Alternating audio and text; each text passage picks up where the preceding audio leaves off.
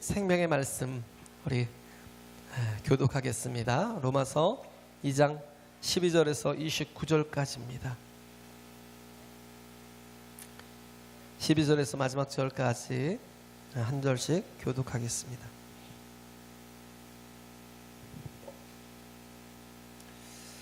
무릇 율법 없이 범죄한 자는 또한 율법 없이 망하고 무릇 율법이 있고 범죄한 자는 율법으로 말미암아 심판을 받으리라.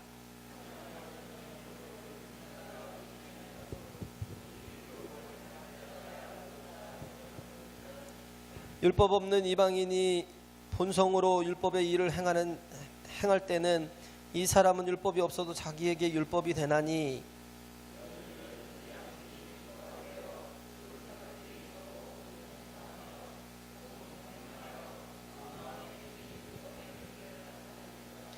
곧 내 복음에 이른 바와 같이 하나님이 예수 그리스도로 말미암아 사람들의 은밀한 것을 심판하시는 그날이라.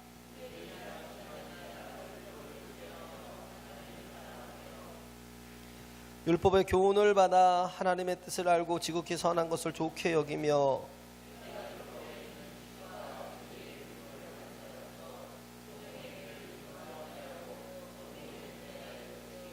어리석은 자의 훈도요 어린아이의 선생이라고 스스로 믿으니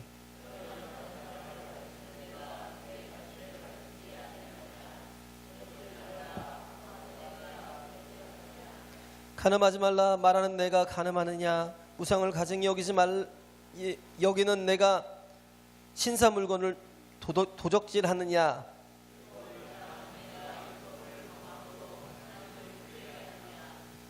기록된 바와 같이 하나님의 이름이 너희로 인하여 이방인 중에서 모독을 받는도다.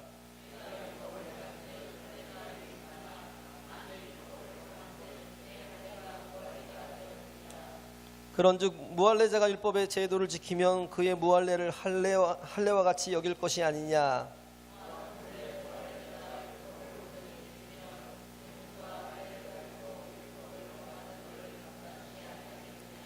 대저 표면적 유대인이 유대인이 아니요 표면적 육신의 할례가 아니라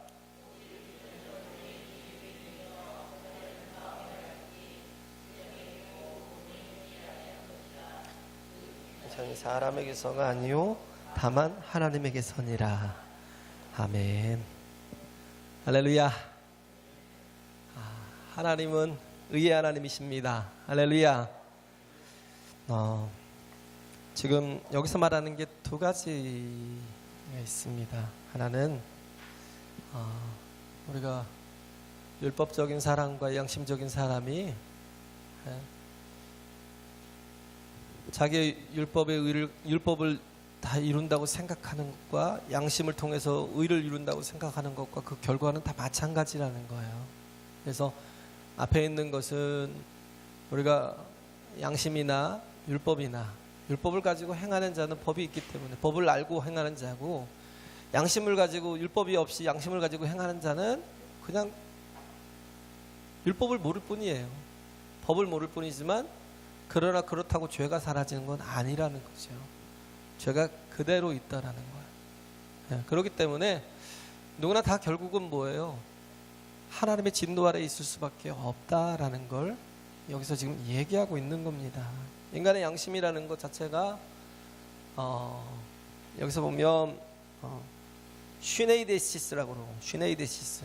그래서 양심이라는 게 뭐냐면 슈네이데시스의 쉰이라는 더불어라는 뜻이 있고요. 에이도라는 보다라는 뜻입니다.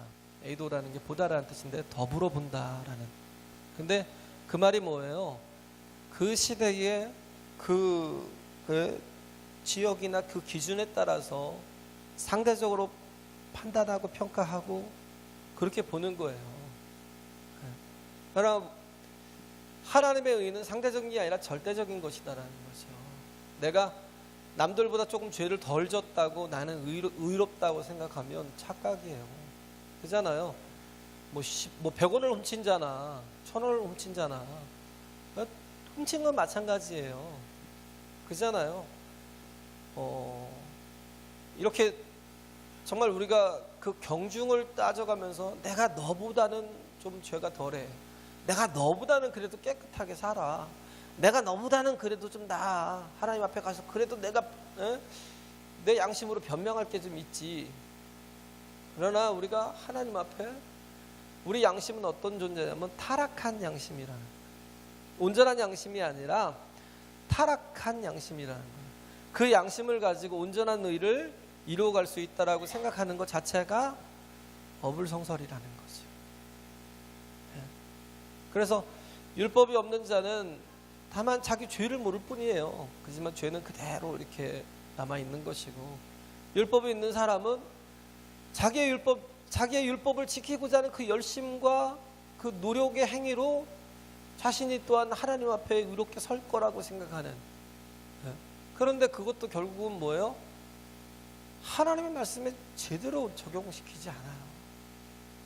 결국은 보면 다 상대적인 입장에서 봅니다. 그래서 뭔가 이렇게 의식을 행하고 제사를 드리고 그 법을 지키는 그 질서 안에서 그런 문화 속에서 살아간다고 온전한 사람이냐? 그렇지 않다라는 거예요. 그 행위가 뭐예요? 악하다라는 걸 예수님 아시는 거죠. 겉으로는 회칠한 무덤 같은데 그 안에는 썩은 시체가 있는 거예요. 겉으로는 깨끗하게 보이고 거룩해 보이고 경건해 보이면서도 남들을 무시하고 멸시하고, 그렇잖아요? 차별하고 구별하는 게 그게 우리들이잖아요. 뭐 율법을 가진 율법주의자들뿐만 아니라 우리도 그렇다라는 거예요. 우리가 복음 안에 산다 하면서도 우리가 은혜라는 걸 제대로 알지 못하면 우리 또한 율법주의자가 될 수 있다라는 거예요. 그래서 예수님께서 말씀하시잖아요. 야, 너희가 살인하지 않았다고 하지만 남을 미워하는 너희는 마음속에 이미 살인이 되어 있는 거라는 거예요. 살인죄를 지은 거라는 거예요. 속으로, 겉으로는 거룩한 척 선한 척 하면서 속으로는 얼마나 미워하냐 이거예요. 속으로는 12번도 더 죽였을 거예요. 저 죽일 놈 막 그냥 죽였어도 안 되고 참수를 하든지 쳐 죽이든 돌로 쳐 죽이든지 해야 될 놈 이래가면서. 그잖아요. 우리가 깨끗하고 거룩한 척하면서 마음으로 얼마나 많은 음욕을 품고 살아요. 예수님 말씀하잖아요. 너희가 간음을 안 했다고 마음으로 음욕을 품고 있는 너희를 다 하나님이 아신다. 은밀한 것을 심판하시는 분이래요. 하나님은. 세상은 자기가 드러난 일만 심판이 되잖아요. 은밀한 중에서 행한 죄는 또 드러나지 않으니까 심판을 받지 않잖아요. 어떤 목사님이 그 감옥을 가서 이렇게 그 아내를 쭉 돌아봤대요. 그랬더니 그 교도관이 얘기를 해주더라는 거예요. 이 친구는 너 죄가 무슨 죄고 그래서 여기서 몇 년을 살게 됐다고. 이 친구는 무슨 죄로 들어와서 무슨 죄로 몇 년을 살게 됐다고 계속 하면서 계속 얘기를 하더니 물어보지도 않았는데도 계속 얘기를 하더라는 거예요. 그런데 그 얘기를 듣고 있는데 자신이 찔리더라는 거예요. 왜? 나도 죄인이라는 걸 그때 느끼는 거예요. 그 죄가 다 내게 적용이 되더래요. 드러나지만 않았을 뿐이지. 그렇잖아요. 드러나지만 않았을 뿐이지. 요즘 뭐 옛날에 뭐 지었던 그런 모든 죄들이 요즘 막 또 공개되고 그 영상들이 막 동영상이 공개되고 막 그래가면서 얼마나 그때는 안 드러난 것 같아서 계속 오만하게 방지하게 계속 악한 일을 행하고 갑질을 하고 그랬는데 어느 순간에 딱 드러나 버리니까 뭐예요? 그 다음부터는 뭐 어디 숨었는지도 몰라요. 나타나지도 않아요. 두려움 속에 있는 거예요. 죄가 발각되니까. 우리 인생이 그래요. 죄가 발각 안 됐을 때는 내가 그래도 깨끗한 거 거룩한 것 같고 내가 자유로운 것 같은데 죄가 발각되는 그 순간부터 정말 그 죄가 나를 확 옥주어매는 거예요. 그잖아요. 그 죄가 드러나기 전까지는 그 죄가 정죄되기 전까지는 뭐예요? 무죄 그 무슨 그 저기를 하잖아요. 예? 그 원칙을 지키잖아요. 예?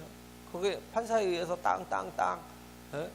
유죄 그러면 그때까지는 뭐예요? 무죄 추정의 원칙인가요? 죄인이지만 그렇게 적용시켜요. 하지만 뭐예요? 이미 자기 마음속에는 심판을 받지 않아도요 이미 받은 거예요. 두려움이 있고. 네. 정말 그 죄로 인해서 묶여 있는 거죠. 우리는 그렇기 때문에 은혜가 필요한 사람들입니다. 할렐루야. 정말 은혜가 필요한 사람들.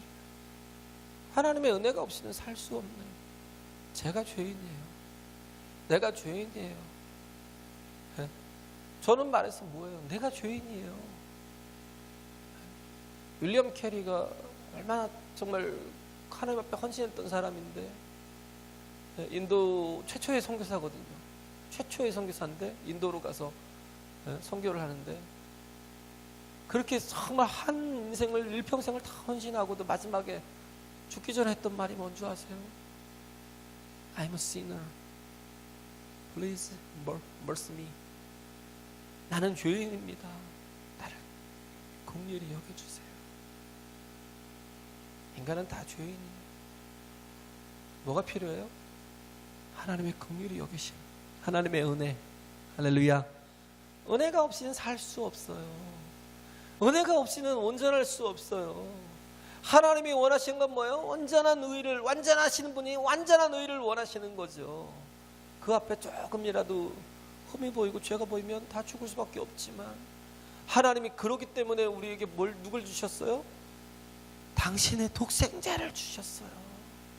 그를 뭘로요? 제물로. 나 대신. 그래서 누가 죽였어요? 내가 죽였어요. 양을 잡을 때 누가 잡아요?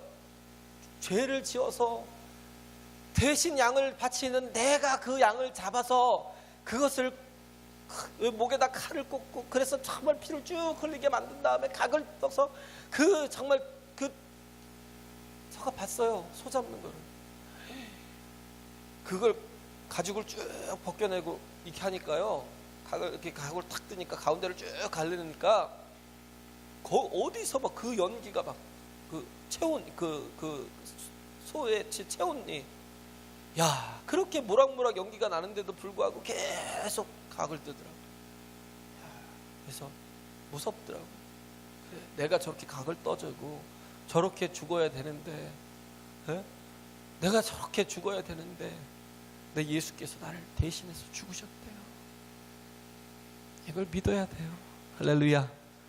이 은혜가 없이는 우리가 하나님 앞에 우리의 의로는 온전하게 나가서 살 수가 없어요. 우리는 다 연약한 존재예요. 다 은혜와 긍휼이 필요하고 도우심이 필요합니다. 하나님 앞에. 그래서 정말 그러잖아요. 베드로가 너희가 회개하고 예수 그리스도의 이름에 침례를 받으면 성령께서 너희 속에 들어오셔서 함께 하시리라. 하나님과의 온전한 평화가 일어나. 내가 정말 예수께서 나의 죄를 씻어주셨음을 온전히 그걸 의지해서 내가 믿고 회개하고 그리스도의 보혈로 씻겨달라고, 멀심이 나를 긍휼히 여겨달라고 기도하고, 우리가 정말 그 이름에 예수 그리스도와 온전한 연합을 이루는 거예요. 침례 자체가 뭐예요? 그래요, 맞습니다. 내가 예수 그리스도와 온전한 연합을 이룬, 예수 그리스도 그분이 죽으신 게 내가 죽은 거고요. 예수 그리스도 그분이 정말 고통당한 게 내가 고통당한 거고요. 예수 그리스도께서 정말 피 흘리신 게 내가 피 흘린 거다. 그리고 예수의 부활이 감사하게도 나의 부활입니다. 이렇게 고백할 줄 아는 그런 믿음의 심령이. 하나님은 다행히 어떤 하나님이에요? 사랑의 하나님. 하나님은 정말 심판하시는 하나님이시지만 어떤 하나님이요? 은혜의 하나님. 할렐루야. 우리를 긍휼히 여기셨어요.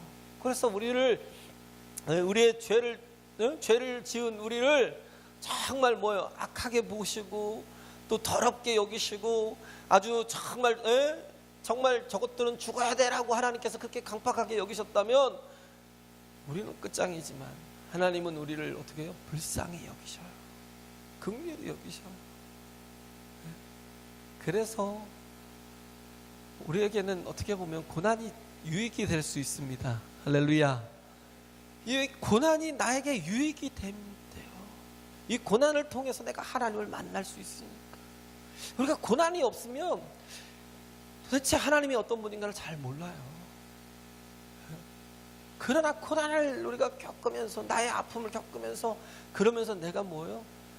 나는 정말 하나님의 은혜가 필요한 존재야 라고 정말 그 믿을 때, 그리고 어떻게 해요?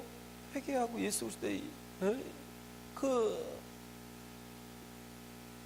은혜를 받아들일 때 하나님은 예수 그리스도의 의를 보고 우리를 깨끗이 여겨주시고, 또 뭐예요?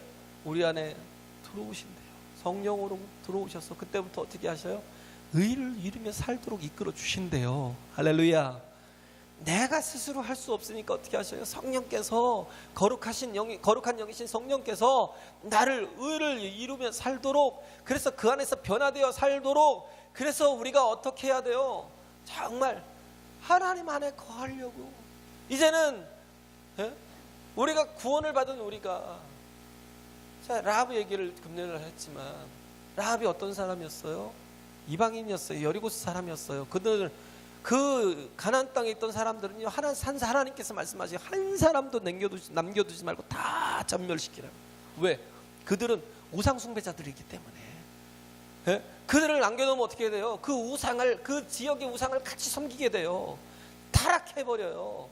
그 하나님께서 뭐예요? 죄를 보시고 다 멸하라 하셨지만, 그러나 라합이 어떻게 했어요? 하나님을 보았어요. 하나님에 대한 믿음을 가졌어요. 하나님이 참 하나님이야, 하나님을 알았던 거예요.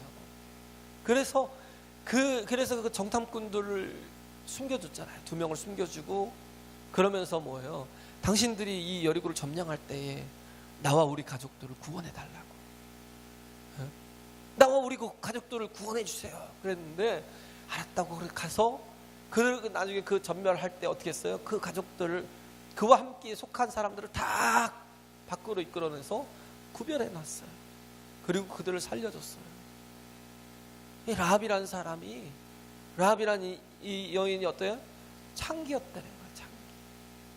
정말 어떻게 보면 가장 빨리 처단해야 될 그런 존재라고 생각할 그런 인간적인 판단으로 그렇게 하지만, 하나님은 어떻게 해요? 그 믿음을 보고 긍휼히 여기시는 거예요. 할렐루야. 하나님 그때도 뭐예요? 믿음을 보신 거예요. 그때도 믿음을 보시고 긍휼히 여기셔서 그를 구원하시는데, 그의 믿음 때문에 그만 구원받았어요? 아니요. 온 가족이 다 구원을 받은 거예요. 아니요. 그에게 속한 모든 관계된 사람들이 같이 다 구원을 받은 거예요. 너무 큰 은혜. 우리가 정말 지금 해야 될 과제가 그거잖아요. 라합과 같이 내 가족부터 살려내는 거. 할렐루야. 내게 속한 영혼들부터 구원해내는 거. 그게 우리 할 일이잖아요. 소돔성의 그 롯이 어떻게 했어요? 하나님의 경고를 받고 어떻게 해요? 소돔을 빠져나올 때 딸 둘밖에는 같이 데리고 나오지 못했어요. 그 아내도 나오다가 어떻게 했어요? 아이고, 내 아까운 재산들, 내 아까운 집들, 내 모든 그런 재물들 막 그래가면서 나오다가 소금 기둥이 됐고요. 사위들도 뭐라고 여겼어요? 사위될 사람들도 그의 말을 농담으로 여겼대요. 이게 뭐예요? 영적인 권위가 하나도 없더라. 영적인 권위가 하나도 없었던 거예요. 그냥 그들이나 롯이나 별반 다를 바 없는 삶을 그렇게 살고 있으니까, 그 긴급한 순간에, 그들을 구원할 수 있는 그 순간에 믿지 못한 거예요. 그들에게 그 안에서 롯 안에 속해 있던 사위들임에도 불구하고 그 말을 농담으로 여기고 그냥 멸망했어요.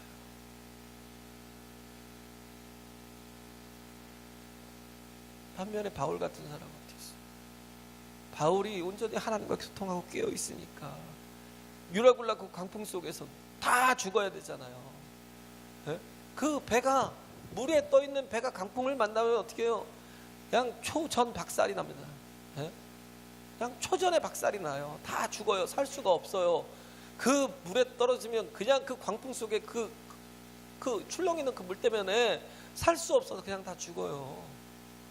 그런데 바울이, 정말 하나님의 구원을 입은 바울이 있기에 바울 때문에 176명이 같이 다 살아나는 놀라운 역사가 있는 겁니다.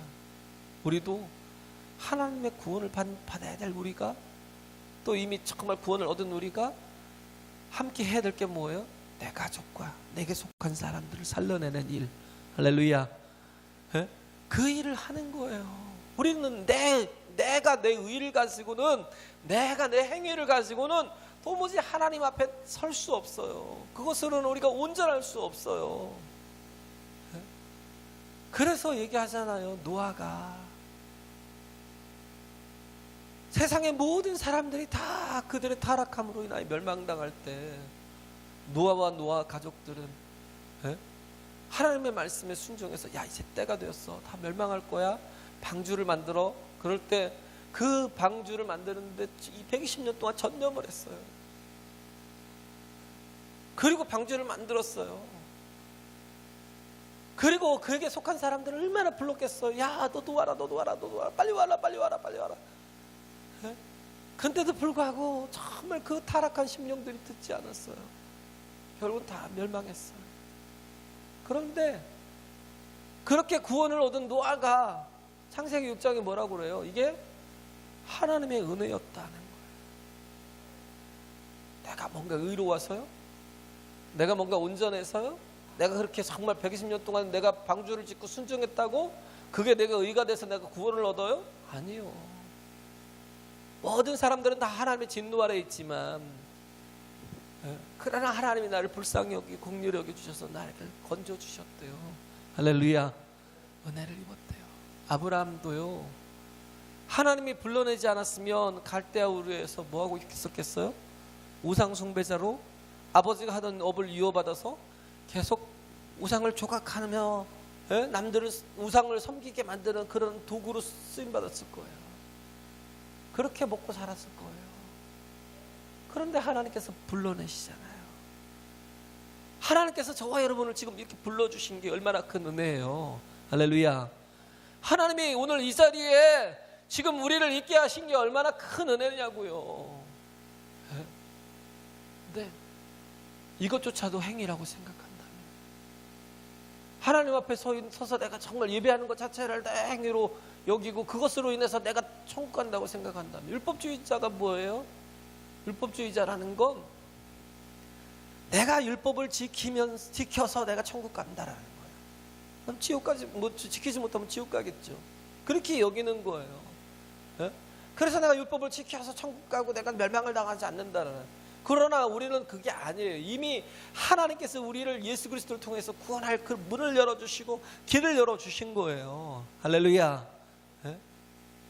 큰 은혜죠. 모든 게 다 은혜예요. 이렇게 쉬운 걸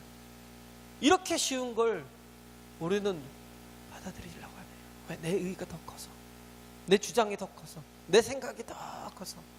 그죠? 그건 뭐예요? 여전히 하나님은 우상이라는 거예요. 하나님이 참 하나님이 되지 못하고 뭐예요? 우상이 되는 거예요. 우상이라는 게 뭐예요? 내 모든 욕심이 투영돼서 만들어진 거. 그 우상 앞에 절하는 사람들 보세요. 다 뭘 구해요? 자기 욕심을 구해요. 더 많이 소유하게 해달라고, 더 출세하게 해달라고, 자녀들이 막 더 진학을 하든 승진을 하든 뭘 하든 잘 되게 해달라고. 모든 게 다 뭐예요? 뭘 먹을까, 뭘 입을까, 뭘 마실까를 계속해서 붙들고 가는 거예요. 다 그 복이에요. 다 뭐예요? 욕심이에요. 아름다워 보여요? 아니요. 추한 거예요. 더러운 거예요. 악한 거예요. 근데 우리가 하나님을 그렇게 만들어요. 우상으로 만들어요. 추하고 더럽고 악한 분으로. 내가 먼저 뭐예요? 먼저 우리가 해야 될 게 하나님의 뜻이 무엇인가를 분별할 줄 알아야 돼요. 할렐루야. 하나님이 내게 원하시는 하나님의 정말 뜻이 무엇인가, 나를 통해서 이루고자 하는 하나님의 목적이 무엇인가, 그걸 알아야 되는 거죠. 그걸 알지 못하면 율법주의자로 살 수밖에 없어요. 그러면서 뭐예요? 내가 조금만 뭔가를 지키고 살면 그때부터는 정죄하고 살아요. 왜? 지키지 못하는 자들. 내가 조금 기도하면 그때부터는 기도하지 못하는 자들을 정죄하고, 내가 조금만 온전히 예배하면 예배하지 못하는 자들을 정죄하고, 내가 조금만 뭐 11조 감사 헌금 뭐 이런 것들을 잘 지키면 뭐 그렇지 못한 사람은 또 정죄하기도 하고. 온전은 하긴 해야 되죠. 그러나 그게 나의 온전함이 돼야지 자꾸 왜 남을 판단하는 기준이 되는지. 그래요. 정말 하나님 앞에 내가 먼저 바로 서야 됩니다. 할렐루야. 내가 하나님과의 온전한 관계를 회복하는 거. 그래서 이 율법주의자들이 주장하는 대표적인 게 뭐예요? 할례라는 거예요. 자기는 할례를 받았다는 거예요. 그럼 할례라는 게 뭐예요? 내가 하나님의 백성이라는 거예요. 아, 나는 구원받은 백성이라는 거예요. 나는 정말 너희들과 피가 다른 민족이라는 거예요. 그러면서 우월감에 빠지는 거죠. 교회도 그래요. 교회도 다 멸망받을 지옥계 땔감 같은 것들 막 이러면서 세상을 판단하고, 그 속에 내 가족이 있잖아요. 그 속에 내 형제가 있잖아요. 그 속에 함께 웃고 울고 정말 이렇게 나누는 이웃들이 있는데 우리는 다 그렇게 취급하고 그들을 긍휼히, 그들을 불쌍히 여기지 않아요. 우리는 아버지의 마음을 가져야 됩니다. 할렐루야. 아버지께서 가지신 마음이 어떤가를.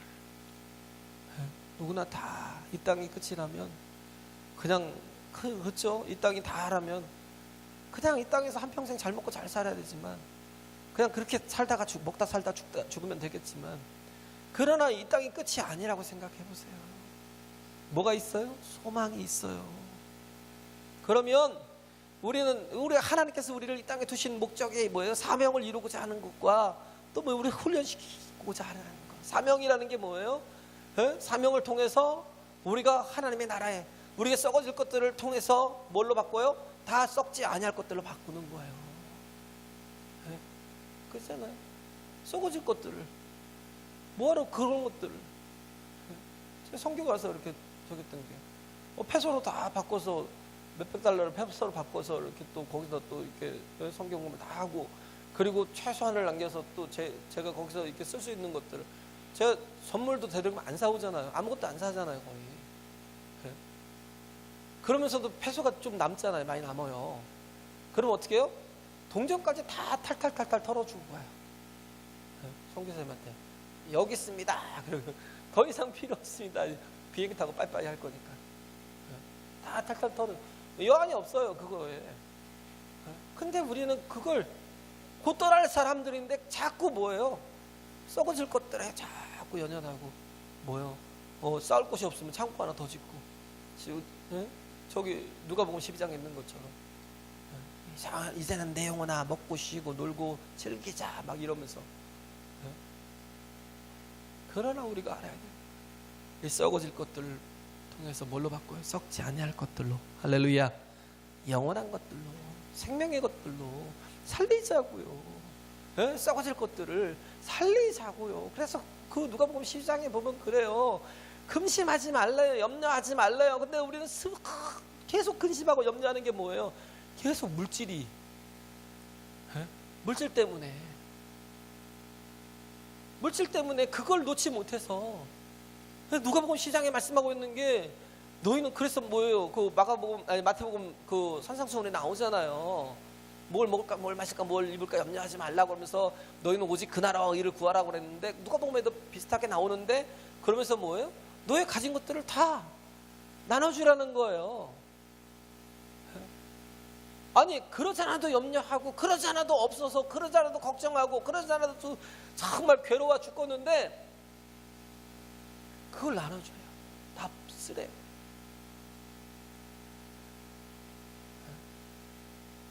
그게 고통인 거예요. 누가 이렇게 그 히말라야 트레킹을 이제 갔는데 UC에서 한 3,800m 고지에까지 올라갔더니 거기에 이제 이게 저기가 있는 거예요. 그 베이스가. 그들이 잠깐 묵어야 될 호텔이 있는데 호텔이 아닌데 완전히 여인숙만도 못하는데 한 정말 많이 주면 10불 주면 되겠다. 네팔이니까 그들이 무슨 달러가 뭐 1달러만 줘도 어마어마한 건데 10불만 줘도 되겠다 그러는데 뭐 희소성이 있으니까 60달러를 요구하더래요. 그래서 막 화도 나죠. 근데 들어갔더니 이불에서도 냄새가 나고 담배 냄새가 나고 막 예? 밥은 엉망이죠. 막 화장실은 아주 지옥이죠. 뭔 이런 데를 막 60달러를 주고 그런 생각이 있었는데 그러고 나서 이제 그 다음날 아침에 일어나서 이렇게 아침밥을 또 뭐 주는 뭐 솔직히 뭐 개밥 같이 비슷한 밥을 주는 걸 먹고 그냥 이렇게 또 올라가는데 광경이 너무 아름다운데 그런데 어떤 사람이 계속 얘기하는 거예요. 아, 그 호텔에 그 아줌마 기억하지? 그 아줌마 정말 나쁘고 욕심 많지? 그래가면서 그 보라고 막 호텔이 그런 걸 갖다가 60불을 주는 게 어딨냐고 막 계속 아니 그 아름다운 광경을 보고 감동하고 감격해하고 막 정말 막 노래가 나오고 막 그래야 되는 그 순간에 계속 그 얘기를 하는 거예요. 담아두고 있는 게 뭐예요? 그 아줌마에 대한 거. 그 아름다운 것들을 다 놓치는 거예요. 어떤 분이 항상 계속 화를 내고 짜증을 내고 분노를 받아들여요. 그래서 스승님을 찾아갔대요. 선생님, 제가 왜 계속 이렇게 짜증이 나고 막 화가 나고 분노가 바라고 막 조금만 일해도 막 참을 수가 없는지 모르겠다고. 그러니까 내가 알려줄게. 그러더니 조그마한 물병 있잖아요. 500ml짜리. 한 3분의 1 정도가 물 남은 건데. 그러니까 뭐예요? 그러면 500ml 중에 한 300ml 먹고 한 200ml 안 남았는데 그걸 들고 있으라고 시키는 거예요. 이걸 잘 들고 있으라. 내가 노랄 때까지는 절대 놓지 마. 그리고 들고 있으라고 시키니까 들고 있어요. 네? 한 10분 들고 있는데 괜찮아? 그러니까 아이고 이거 뭐 별것도 아닌데. 그런데 계속 뭐 들고 일을 하고 막 그렇게 막 하니까 또 힘들고 그래서 1시간 정도 지나서 또 물었대요. 괜찮아? 그러니까 아니요, 안 괜찮아요. 너무 힘들다고. 그지? 그 물 아무것도 아닌데 자그마한 양인데 그걸 붙들고 있으니까 괴롭지. 계속 네가 염려를 붙들고 계속 하루를 살고 한 달을 살고 1년을 살고 그냥 평생을 그렇게 살아오니까 넌 지금 그게 굉장한 무게가 되는 거야. 무거운 거야. 조그만한 아무것도 아닌데 그걸 차라리 버리면 되는데 그걸 버리지 않고 계속 들고 있으니까 힘들고 어려운 거야.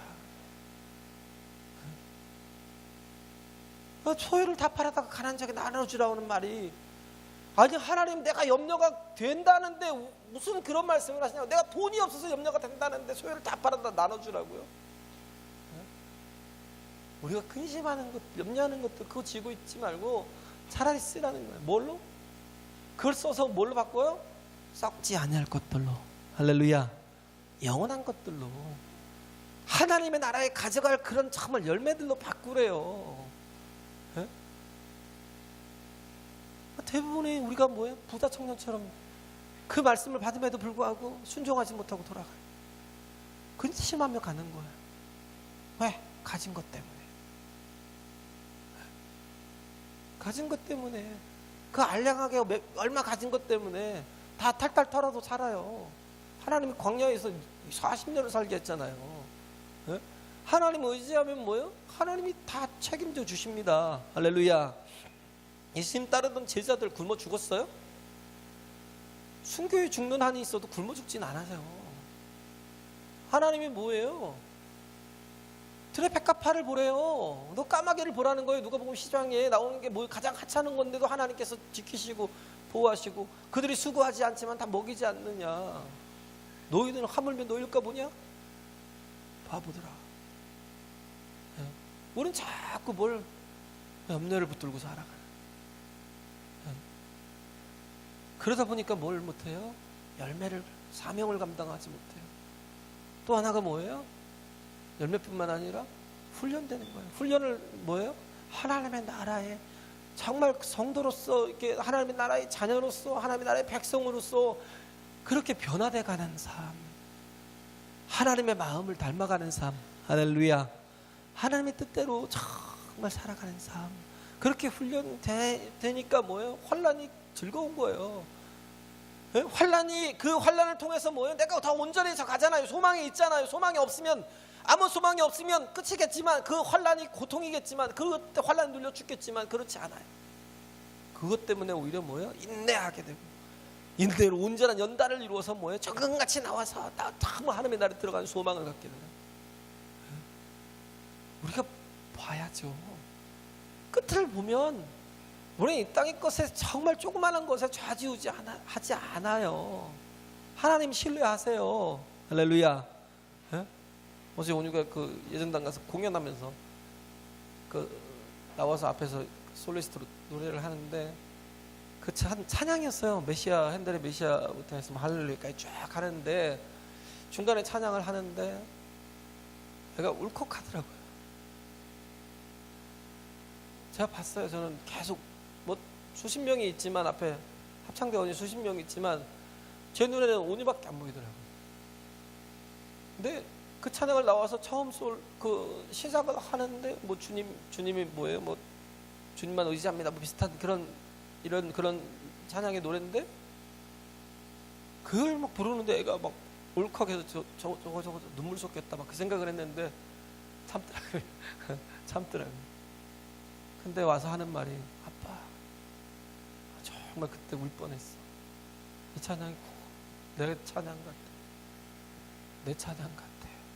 그래서 12시 넘어서 뭐 그 라면 한 그릇 먹으면서 그래서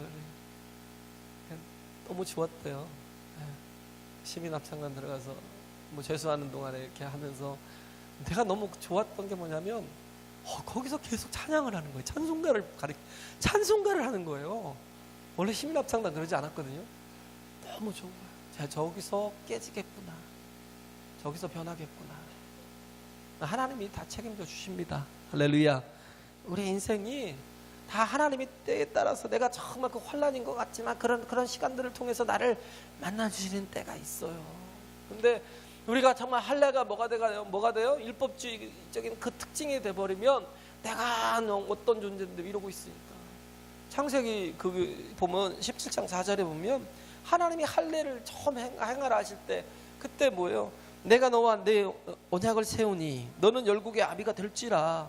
내가 내 언약을 나와 너와 내 후손의 사이에 세워서 영원한 언약을 삼고 너와 내 후손의 하나님이 되리라. 너희 중 남자는 다 할례를 받으라. 이것이 나와 너희와 너희 후손에게 지킬 내 언약이라. 이 말씀이 뭐예요? 할례를 받는 이유가 뭐냐면 열국의 아비가 되려고, 뭐예요? 축복의 통로가 되게 하시려고. 할렐루야. 근데 축복의 통로가 아니라 정죄하고 있으니, 죽일 놈들 그러고 있으니 뭔 축복의 통로가 되겠어요? 국리를 여기는 아버지 마음이 없으니 뭘 살리겠어요? 그래서 요한복음 8장 32절에 예수님이 진리를 알지니 진리가 너희를 자유케 하리라 그랬어요. 그랬더니 하는 얘기가, 아니 우리가 아브라함의 자손이요, 우리가 남들에게 종된 적이, 노예된 적이 없거늘 어찌하여서 우리가 정말 진리로 자유케 되리라고 하느냐고 막 그 말을 하니까, 예수님이 하신 말씀이 뭐예요? 예수께서 대답하시되 진실로 진실로 너희에게 이르노니 죄를 범하는 자마다 죄의 종이라는 거예요. 종은 영원히 집에 거하지 못하되 아들은 영원히 거하나니, 그러므로 아들이 너희를 자유케 하면 너희가 참으로 자유하리라. 이게 하나님의 은혜예요. 할렐루야. 진리를 알지는 진리가 너희를 자유케 하리라는 게 뭐예요? 아들을 알라는 거예요. 예수를 알라는 거예요. 우리에게 정말 이렇게 정말 신앙생활을 할 동안에 우리가 예수를 온전히 알라는 거예요. 그러면 어떻게 해요? 죄에서 자유한다는 거예요. 그러면서 얘기하는 게, 나도 너희가 아브라함의 자손인 줄 아노라. 그러나 내 말이 너희 속에 있을 곳이 없으므로 오히려 나를 죽이려 하는구나. 할례 받은 자들이, 하나님의 축복의 통로인 자들이, 마태복음 3장에 보면 침례 요한이 자기들에게 나오는 유대인들을 향해서 그런 말을 해요. 요한이 많은 바리새인과 사두개인이 침례 베푸는데 오는 것을 보고 이르되 독사의 자식들아 누가 너희를 가리켜 임박한 진노를 피하라 하더냐. 독사의 자식들이래요. 그러므로 회개에 합당한 열매를 맺고 속으로 아브라함이 우리 조상이라고 생각하지 말라. 너에게 이르노니 하나님이 능히 이 돌들로도 아브라함의 자손이 되게 하시리라. 이미 도끼가 나무 뿌리에 놓였으니 좋은 열매 맺지 아니하는 나무마다 찍어 불에 던지우리라. 나는 너희로 회개케 하기 위하여 물로 침례를 주거니와 내 뒤에 오시는 이는 나보다 능력이 많으시니 나는 그의 신을 들기도 감당치 못하겠노라. 그는 성령과 불로 너희에게 침례를 주실 것이라. 할렐루야. 우리가 예수 그리스도를 온전히 영접하고 그를 받아들이면 어떻게 해요? 변화된다는 거, 새롭게 되고 새 사람 될 수 있다는 거, 그걸 기억하고 정말 하나님 앞에 우리가 뭘로 살아요? 그리스도인들은 복음으로 사는데, 복음의 사람은 어떤 사람은 기쁨과 감사와 사랑이, 열심과 자기의 노력이 아닌 기쁨과 감사와 사랑으로 사는 거예요. 하나님의 사랑 안에서 교통함으로 하나님의 이끄심을 바라며, 할렐루야. 하나님의 이끄심을 바라며, 정말 내 노력이 아니고 내 능력이 아니고 하나님을 바라며 정말 변화되기를, 하나님께서 변화시켜 주시기를, 하나님께서 새롭게 하시기를 그렇게 정말 사모하고 기도하고 또 하나님의 인도하심을 받는 저와 여러분 되시길 간절히 바랍니다.